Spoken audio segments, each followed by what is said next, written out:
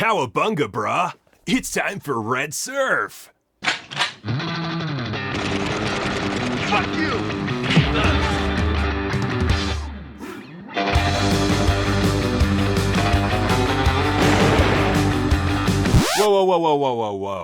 Whoa.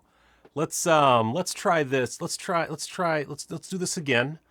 Let's go with how the movie actually feels. Thank you. Yes. Oh, man. You see something about me that you might think I'd make a good father, a good husband.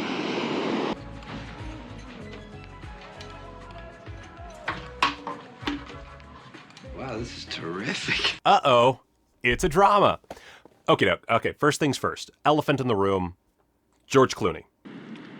It starts to hate you, and it hates you, and it hates you until the day you die, and there's nothing you can do about it. There is some dimension where Clooney's star did not quite take off, and he was relegated to B-movie star status for his whole career. And based off of films like Red Surf and Return of the Killer Tomatoes, amongst others, and Return to Horror High, which he, not only was he in, that was also written by, or at least co-written by, and produced by the executive producer of this film, Greg Sims. That world, where he went on to just make more movies like this, not a bad world to live in. Dude could have been signing autographs right next to Bruce Campbell at Days of the Dead in Atlanta, like primo gig. Anyway, he's very much, he's one of the two stars here, and arguably the main character up to a point. If you're just looking for like plentiful amounts of early pre-fame Clooney, then look no further. And hey, he's great. Dude's had a firm grasp on everything that made him a superstar from an early stage. And while there are moments where that falters somewhat, there's never a moment where the viewer is led to believe that this dude is destined for anything other than greatness. He's like a magnet you want to fuck, and you're made of like metal or something. Anyway, the film. First big kerfuffle here. There's not much in the way of surfing in Red Surf. Not a lot of red either, for that matter. In fact, Red Surf is really more of a personal drama about addiction than anything else. God damn it! With very little action in the first hour and change, minus some jet ski happenings, an opening car over a cliff gag, and a trap door leading to a pack of ravenous wolves. And none of that's even nearly as exciting as it sounds.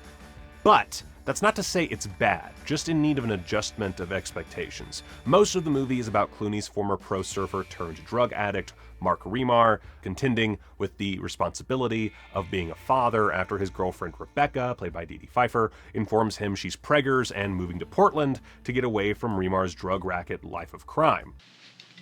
Well, what are you saying? I'm going to Portland. Hey, all right, great, you know.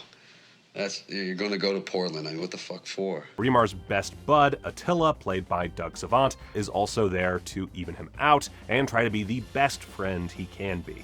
Of course, I had some memory during my unboxing video of a film with this title and cast, but apparently that was an amalgamation of memories and maybe a little wish fulfillment. It turns out I had not seen this movie before at all, and it turns out that Gene Simmons is not only not the bad guy like I thought, he's really barely even in the film.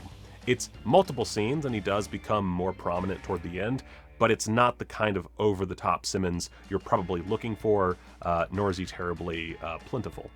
That said, he has great chemistry with Clooney and Savant, and actually, speaking of that, Pfeiffer, she works really well with her scene partners as well. Like, they're all really great with each other, which makes it all the more frustrating that I couldn't connect with this one, like all the actors obviously did with each other. It just, the chemistry was there in the film, in the making of the movie, but in the translation to, my fucking eyeballs, it just didn't work. There's a great scene where Remar and Attila are, they're hanging out and Attila's joking, and it really feels like a proper, strong friendship. And yet, yeah, it's not there for me. The last act does almost save everything else, because once the action starts in earnest, it doesn't let up too much. However, that's not really a whole lot of the runtime. Chase sequences and gunfights are all well and good, but at the tail end of a humdrum crime drama, a little late, buckaroos. Tequila, please. On the plus side, this was an early job for director of photography Jason Schwartzman. On the plus side, this was an early job for director of photography John Schwartzman, which means that in addition to some really great acting from the cast, we also have some really stellar cinematography. A lot of it is down to these very naturalistic LA shots, lots of sunlight and the feel of being near the beach. Night scenes are pretty typical with plenty of contrast, lots of dolly shots, this one being a favorite, and some very, very striking lighting here and there for dramatic night scenes and club sequences. I wouldn't call any of it mind-blowing, but it's strong work that definitely separates this from the majority of VSA releases that we've gotten so far. Except for this shot. This is an awful shot. Why would you don't need this. God, I'm sorry. This has no real bearing on the film. It's just this shot, this still with like they animated the window lighting coming on, and like it kind of tells you where a character is, but it's a really unnecessary pickup shot, I guess. I don't know what the fuck the deal is with this shot. Anyway, Schwartzman went on to shoot on several Michael Bay flicks, as well as The Amazing Spider-Man, Seabiscuit, The Green Hornet, Jurassic World, Dominion. Okay, you know, I'm just happy that he's getting a steady paycheck, okay? Overall, Red Surf is just, it's too all over the place for its own good, in my opinion. Does it want to be a personal drama? Does it want to be a high-octane crime thriller? Does it want to be the goofy flick with jet ski chases and trap doors leading to wolves? It certainly makes an attempt at all of these, and I could see it picking one and making something out of that, but all at once? No, it just doesn't work. For me, it doesn't work. For extras, we've got a commentary. I feel like I'm just repeating my Steel and Lace review. Was I just in a bad mood the day I watched these? For extras, we've got a commentary track with executive producer Greg H. Sims, as well as an 18-minute interview with Sims, a hair under 12-minute interview with Dee Dee Pfeiffer, and 8 minutes with casting director Ronnie Yeskel. All three are solid enough. Pfeiffer's energy is really contagious, with the Sims interview being the easy standout. It actually has me excited to listen to the commentary, since he obviously has a lot to talk about and was very hands-on in his role as a producer. Since this is a VSA, you also get a poster. Let's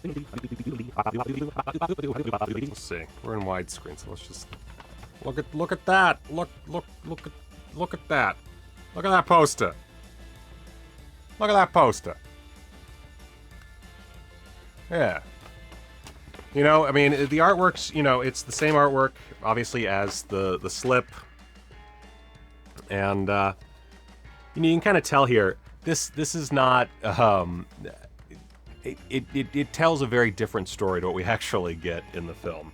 Even, like, you know, even this old school artwork, this original video artwork, you know, this is definitely indicative of stuff that happens, but this is not an action movie. And, like, even the tagline here, staying alive is only half the battle.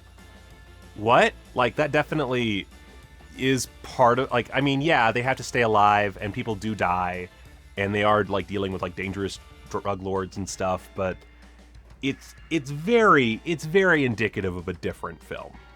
Man, I'm sorry. This is a big fucking mistake, man. And you know what, like, that's kind of the way with VSA releases. They're not all bad. Some of them are borderline transcendent, like Savage Dawn, but for the most part, you know, let's just say that I'm glad that they've been preserved. That's good. Rather slide down a banister of razor blades, naked. And hey, maybe that's underselling it. This was a picture with a lot of talent in front of and behind the camera. It looks great, and the stellar work in preserving the film by the fine folks at Vinegar Syndrome certainly shines through when taking a peek at John Schwartzman's excellent cinematography. Do I recommend it? Not really. Shut up!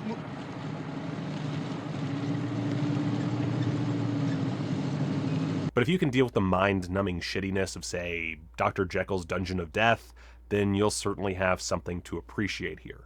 I really can't emphasize enough that while I wasn't big on this one, I do think there are those of you out there who will be. And hey, at least it has a super fuckable George Clooney playing a drug addict, as well as some pretty cool extras. Go watch a movie.